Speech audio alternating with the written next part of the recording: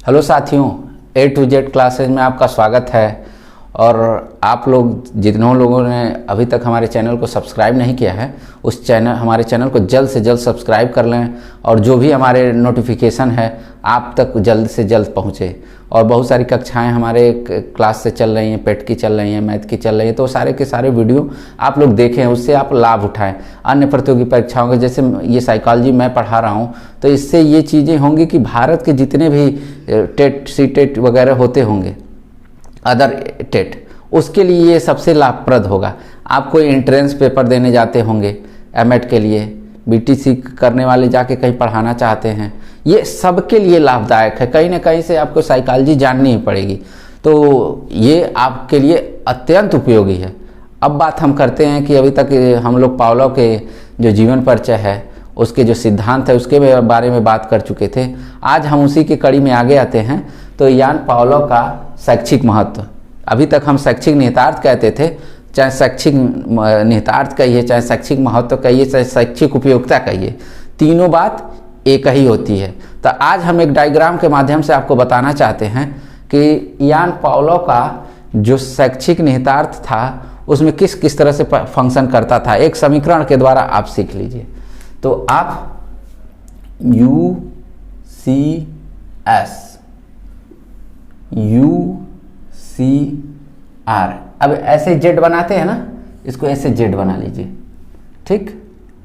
CS और ये CR, ठीक। यहाँ मैं थोड़ी सी तब्दीली करूँगा, ध्यान दीजिएगा क्या तब्दीली मैं करना चाहता हूँ। यहाँ फिर CS CR, पहले तो इसका शाब्दिक मीनिंग आप लोग समझ लीजिए कि होता क्या है। ये मैं छोटे छोटे फॉर्म में क्यों लिख रहा हूँ। तो इसका मतलब होगा अनकंडीशनिंग स्टिमुलस, ध्यान रहे, अनकंडीशनिंग स्टिमुलस, और ये होता है अनकंडीशनिंग रिस्पांस। इसका होता है स्वाभाविक उद्दीपक। यहाँ पे लिख दीजिए स्वाभाविक उद्दीपक। स्वाभाविक उद्दीपक क्या हो सकता है आपके लिए? कुत्ते के लिए क्या था, चाहे किसी के लिए, भोजन, ये स्वाभाविक। अनकंडीशनिंग मतलब ये भी कहता है स्वाभाविक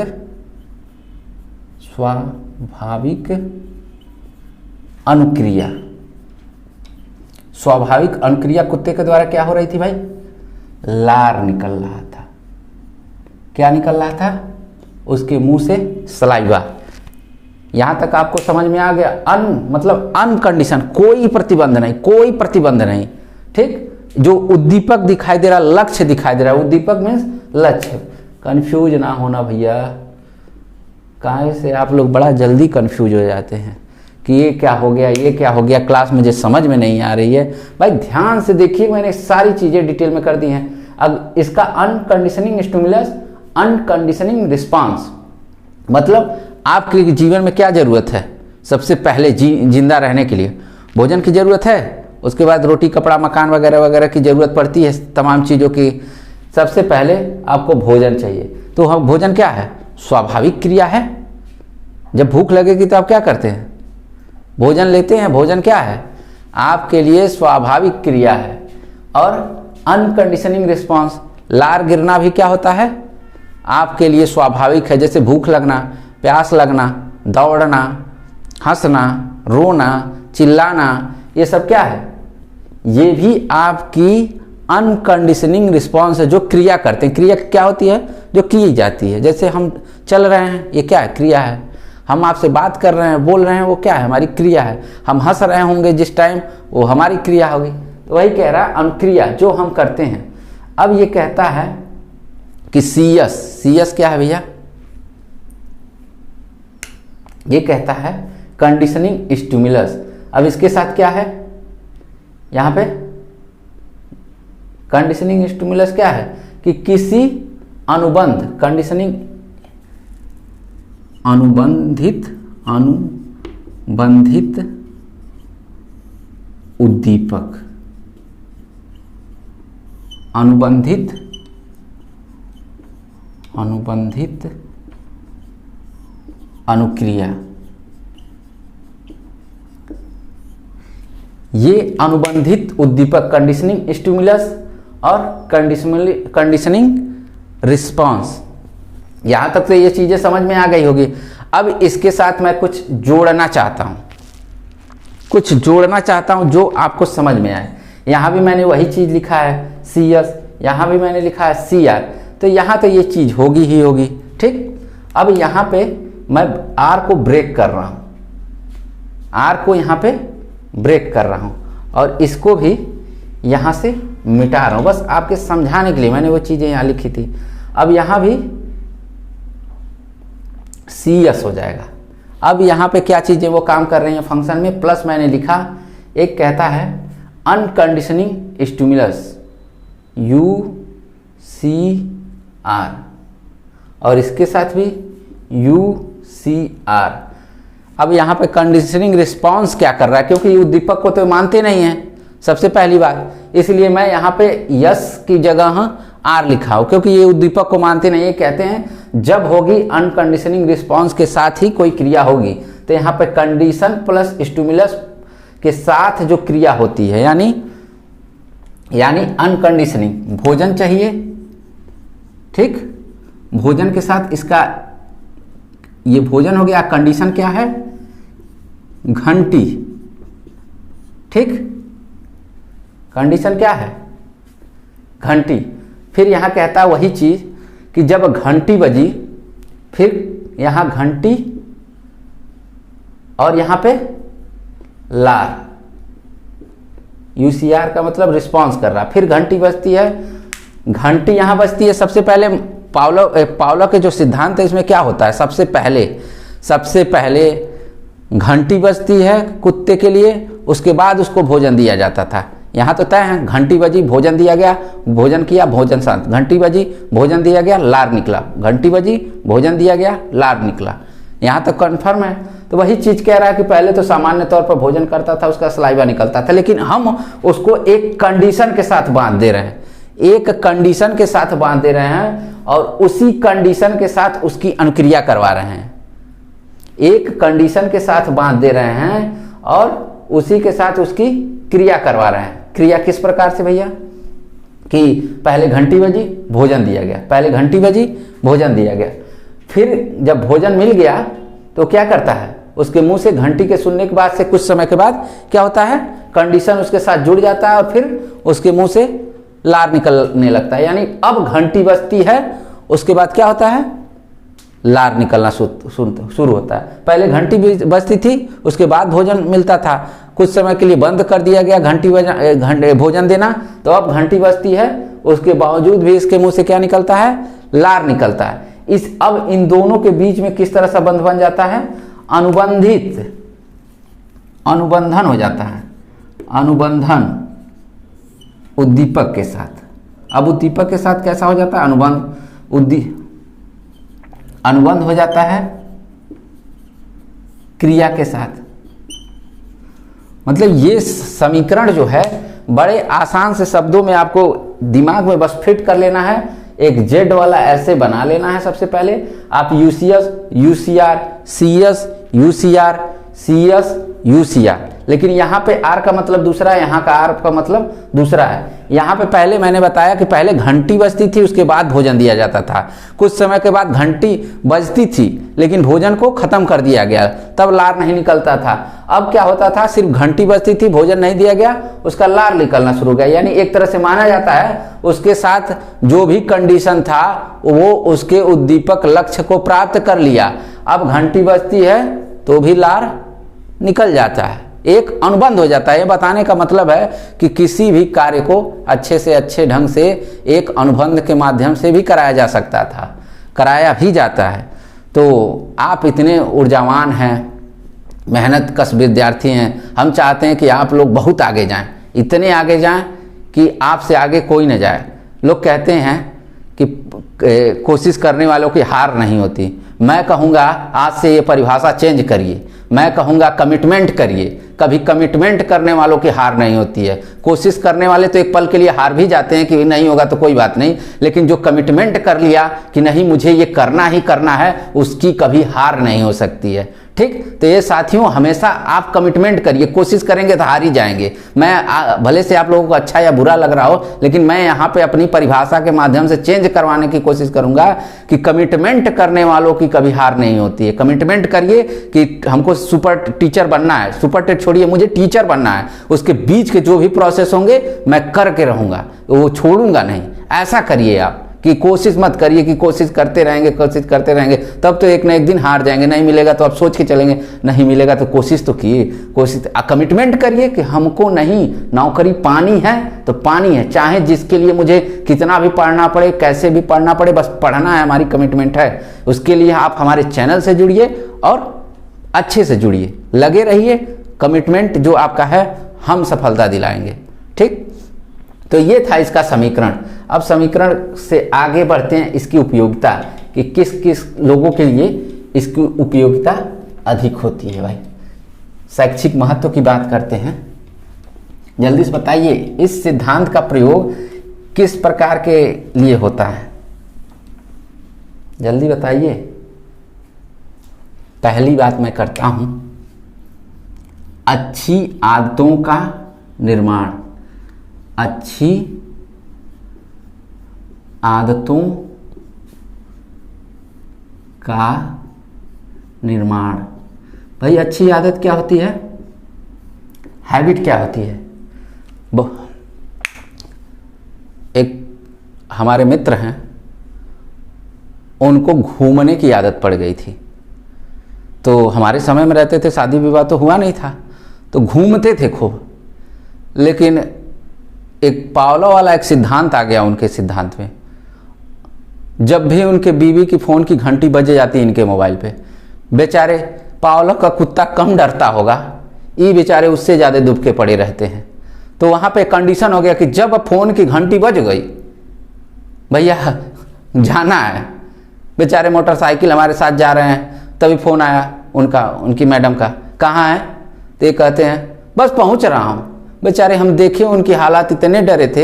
हमारे समय में जो थे शादी से पहले शेर हुआ करते थे, अब बेचारे पावलो का जो कुत्ता है ना, उससे भी बुरी उनकी दशा है। तब बताइए कंडीशन किस तरह से है। तो यहाँ पे मैं वो बात हटाता हूँ, अच्छी आदतों का निर्माण, वो उनके लिए अच्छी हो या बुरी हो, लेकिन हाँ ये पावलो का सिद्धांत जो है अच्छी आदतों का निर्माण करने में सहायक होता है। एक उदाहरण और मैं दे रहा हूँ कि अभी तक जितने भी लोग हैं पावलो का सिद्धांत का प्रयोग करते हैं। ठीक, किस रूप में करते हैं, जाने और अनजाने में। भाई कैसे, आप हमसे पूछ रहे होंगे कैसे। आप पावलो के सिद्धांत का प्रयोग जाने और अनजाने में कर रहे हैं। किस रूप में कर रहे हैं, सबके पास मोबाइल होगा, है ना। तो जब सबके पास मोबाइल है तो किसी को कुछ कहना होता है तो फ़ोन लगाता है, तो अगले वाले के पास क्या जाती है, घंटी जाती है। अरे ये मत कह देना कि मेरा फ़ोन वाइब्रेट में रहता है, ऐसा नहीं, घंटी जाती है। तो क्या करता है आदमी, फ़ोन उठाता है, बात कर लेता है। कंडीशन है कि घंटी आएगी, फ़ोन बज गया, उठा लेंगे। अब यहाँ से थोड़ा सा और चेंज करते हैं कि कैसे और उसका प्रयोग अब अनजाने में करते हैं। कहीं ट्रैफिक में जा रहे हैं, फ़ोन की घंटी बजी, आप ही से मिलती जुलती घंटी बजती है फ़ोन की। आप क्या करते हैं, अपने पॉकेट को चेक करते हैं, जहाँ भी मोबाइल रखे होंगे कि कहीं मेरे फ़ोन की घंटी नहीं बज रही, कहीं मेरा फ़ोन नहीं बज रहा है। क्यों चेक करते हैं, मतलब ये कि पावलो का जो सिद्धांत है कंडीशन वाला, वो आपके साथ अप्लाई कर रहा है, वो लागू हो चुका है कि आप किसी और की भी घंटी बजेगी सेम टू सेम, तो आपके जहन में है कि कहीं मेरी वाली घंटी नहीं बज रही है। जैसे कुत्ते को घंटी बजती थी तो लार निकल रहा था, वैसे ही आप किसी और के फ़ोन की घंटी बज रही थी तो आप सोच रहे हैं कहीं मेरे मोबाइल की घंटी नहीं बज रही, क्योंकि सेम रिंगटोन है। क्योंकि बहुत सारे मोबाइल के जो अपने रिंगटोन होते हैं, बहुत सारे लोग चेंज नहीं करते, वही रिंगटोन रहने देते, तो सेम रिंगटोन हो जाती है। तो ये चीज़ें हैं। तो यहाँ कहता है, अगर आपसे पूछे अच्छी आदतों का निर्माण में कौन सा व्यवहारवादियों का नियम लागू होता है, तो आप उत्तर दे सकते हैं इवान पावलो का। क्योंकि ये कहता है कि बहुत बुरा बालक हो, बहुत बुरा बालक हो, आप उसको एक कंडीशन में, मतलब अच्छे से अच्छे जगह पे रखें, वो क्या होगा, अच्छाई सीख लेगा। क्यों? क्योंकि आप जिस कल्चर में रहते हैं उसी के अनुसार सीख लेते हैं। तो ये कहता है कि अगर बुरा है और उसको अच्छी जगह पे रखा जाएगा तो जाहिर सी बात है 2, 4, 10 दिन तो उसको दिक्कत होगी, 1 महीने दिक्कत होगी, लेकिन धीरे धीरे धीरे धीरे धीरे वो क्या होगा, अच्छा बनना शुरू कर देगा, धीरे धीरे वो अच्छा बनता चला जाएगा। यानी एक कंडीशन से उसको बदल के मतलब उसका स्वाभाविक कार्य क्या था, यूसीएस क्या था, अनकंडीशनिंग क्या था, घूमना फिरना, चिल्लाना, दौड़ना, मारना, भागना, तमाम प्रकार की बदमाशियां। लेकिन आप उसको अच्छा बनाने के लिए एक अच्छे परिवेश में रखते हैं तो वहां पे भी जाता है, उछलता कूदता है, लेकिन कितने दिनों तक, 10 दिन, 20 दिन, 1 महीने, 2 महीने, लेकिन धीरे धीरे धीरे धीरे वो देखेंगे कि बालक के अंदर बहुत सारा परिवर्तन आ जाता है, बहुत सारी अच्छाइयाँ आ जाती हैं, क्योंकि अच्छी जगहों पे आप उसको रखे हैं, वो लोगों के बिहेवियर वगैरह बहुत कुछ सीख लेता है।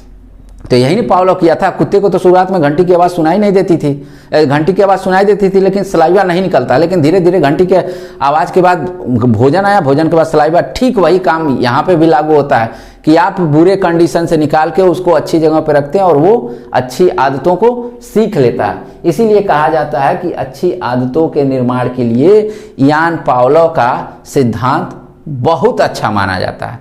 दूसरा है, जल्दी बताओ, ये भी पूछता है, पशुओं के प्रशिक्षण में, पशुओं के प्रशिक्षण में, भैया ये सिद्धांत पशुओं के प्रशिक्षण में कैसे लागू होता है आप लोग जानते होंगे। कभी सर्कस गए हैं देखने? अब तो नहीं चलता होगा, उस तरह के जानवर दिखते होंगे, सर्कस दिखता होगा, लेकिन जो जानवर पहले दिखाई देते थे अब उस तरह के जानवर जैसे शेर वगैरह को हटा लिया गया है सर्कस से। कुछ लिमिटेड जानवर ही हैं जिनको आप उनका सर्कस का कमाल देख सकते हैं। पहले क्या होता था कि सर्कसों में आप देखते होंगे कि टीवी वगैरह में देखे होंगे, पुराना देखिएगा, यूट्यूब पे जाइएगा, पुराना वीडियो उसमें देख लीजिए, मिल जाएगा। तो उसमें शेर रहता था और एक उसका शिकारी हुआ करता था, हंटर जो गाइड कहते हैं सर्कस के अंदर। वो कहता था कि रिंग के अंदर से कूद जाओ, वो शेर क्या करता था, जंप कर जाता था। शेर को कहता था राउंड राउंड करो, राउंड राउंड करता था। वो कहता था शेर को कि पब्लिक को सलाम करो, शेर क्या करता था, पब्लिक को सलाम करता था। वो शेर को कहता था कि दहाड़ो, शेर क्या करता था, दहाड़ता था। तो इस तरह से बहुत सारी चीज़ों को प्रशिक्षित कर दिया गया यहाँ पे। किसके माध्यम से? मतलब शेर तो जंगल में रहता था, शेर जंगल में तो वो अपनी स्वाभाविक अनुक्रिया में रहता था, लेकिन उसको एक कंडीशन में लाके उसको चलना, बोलना, समझाना, एक तौर तरीका सिखा दिया गया। किसके माध्यम से? कंडीशन के द्वारा। एक जंगल में रहने वाला शेर स्वतंत्र अपने हिसाब से शिकार करता था, अब वही आके एक इशारे पे, मनुष्य के एक इशारे पे काम करता है। किस माध्यम से? उसके प्रशिक्षण। प्रशिक्षण क्या? एक कंडीशन के द्वारा उसको प्रशिक्षण दिया गया कि ये इशारा होगा मेरा तो शेर को ऐसा करना है। वो इशारा ऐसे करता है जो हंटर होता है उसका, और वो शेर उस तरह से उछल कूद करता है। तो ये पशुओं के प्रशिक्षण में बहुत ही आवश्यक है। तीसरा है क्या, लास्ट इसका, भय दूर करने में। भाई भय किस तरह से दूर होता है? भय, ये तीनों इतने इंपॉर्टेंट हैं कि किसी न किसी, हरियाणा टेट उठा के देख लीजिएगा, बिहार टेट उठा के देख लीजिएगा, राजस्थान टेट उठा के देख लीजिएगा, फिर हिमाचल वाला उत्तराखंड का देख लीजिएगा, ये तीनों कहीं न कहीं, ये तीनों ही, अदर भी होते हैं लेकिन वो कभी नहीं पूछे गए, लेकिन ये तीनों कई बार रिपीट किया गया, कई बार रिपीट किया गया। इसलिए मैं आप लोगों को ये चीजें बता रहा हूं कि क्यों, बस इसको इस तरह से दिमाग में बैठा लीजिएगा, जिस तरह मैं समझा रहा हूं समझ लेंगे।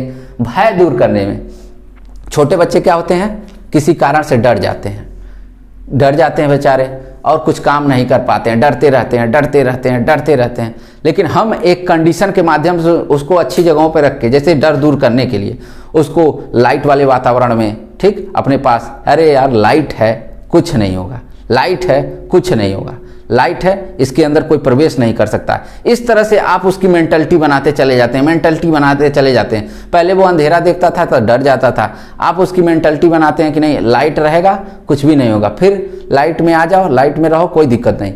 वही चीज़ एकदम लाइट में रहने के बाद उसका भय दूर हो जाता है। कोई कोर्स मतलब किसी चीज़ को आप सिखाते हैं, पहले वो डरा सहमा रहता था। आप जैसे दूसरे विद्यालय में आप गया, वहाँ के विद्यालय का वातावरण अच्छा नहीं था, वहाँ बालक क्या करता था, डर जाता था। आप उसको इस स्कूल में लेके आते हैं, दूसरे वाले में एडमिशन करते हैं, वहाँ के टीचर जो हैं एकदम फ्रेंड सर्किल वाले, फ्रेंड की तरह एक अच्छे से बिहेव करते हैं। वो कुछ भी बालक गलती करता है तो उसको क्या करते हैं, अच्छे से, बहुत बढ़िया बेटा, ऐसे करो, बहुत बढ़िया, अच्छा है, अच्छा है। उसके अंदर से क्या होता है, भय दूर हो जाता है कि नहीं हमको तो मारेगा नहीं कोई, जैसा कह रहे हैं सर वैसा हम करते चले जाएंगे। तो ये क्या होगा, ये दूसरे कंडीशन में पढ़ रहा था तो वहाँ पे एकदम डर रहा था कि कुछ हम कर नहीं पाएंगे, कुछ बोलता है तो लोग मार देते थे, पीट देते थे, कुछ अपशब्द कह देते थे। वो बालक डरा सहमा था, बहुत जो भी कुछ सीखना चाहता था वो नहीं सीख पा रहा था। लेकिन उसको दूसरे कंडीशन में जब ला के रख दिया गया दूसरे विद्यालय में, तो वहाँ के टीचर एकदम अच्छे से पोलाइटली वे में बात करते हैं। वो उसका भय क्या होगा, धीरे धीरे दूर हो गया कि यहाँ तो कोई कुछ कहता नहीं है, जो हम कहते हैं उत्तर बताते हैं उसके बारे में लोग कहते हैं अच्छा है, बहुत सुंदर है, बहुत बढ़िया। ये इस तरह के लोग बात करते हैं तो ये हमारे लिए बड़ा अच्छा था। इस तरह से उसका भय क्या होता है, दूर हो जाता है। तो ये तो था यान पावलो का शैक्षिक महत्व। और हम चाहेंगे कि अभी तक वीडियो को जिसने सब्सक्राइब नहीं किया है वो सब्सक्राइब कर ले और अधिक से अधिक लोगों को शेयर करें। अगर एक लोग 10-10 लोगों से सब्सक्राइब करें और 10-10 लोगों को शेयर करें तो हमारे पास पता नहीं कितने विद्यार्थी हमारे चैनल से जुड़े हुए हैं और लाखों की टीम तैयार करके दे देंगे। लेकिन आप करें, हमारे लिए करें, अपने लिए करें और लोगों के लिए करें, जिससे आप सभी को लाभ पहुँचे। तो इसी के साथ जो है कि मैं आप लोगों को ये पावलो का शैक्षिक महत्व के साथ ये क्लास आज समाप्त होती है। मिलते हैं अगले दिन नेक्स्ट टॉपिक के साथ। धन्यवाद।